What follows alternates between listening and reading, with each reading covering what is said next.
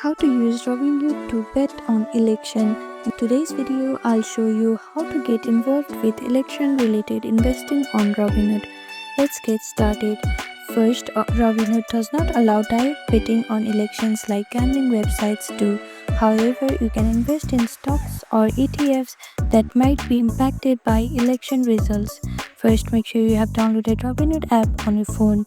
If you are iPhone user, you can download it from App Store, and if you are Android user, you can download it from Play Store.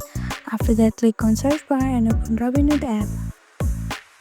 Make sure to log into your account. After you log in, search for companies or industries that could be affected by election outcomes like energy, healthcare, defense, or tech stocks.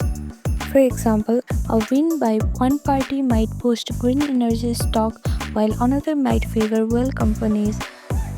After your research, you can buy stocks or ETFs you believe will perform better based on the election result. Remember that all investing carries risks. Always do your research and invest wisely. So this is how you can indirectly bet on elections using Robinhood. Thank you for watching this video. Please do not forget to like, share and subscribe to our channel, and comment down below if you have any other queries. Thank you.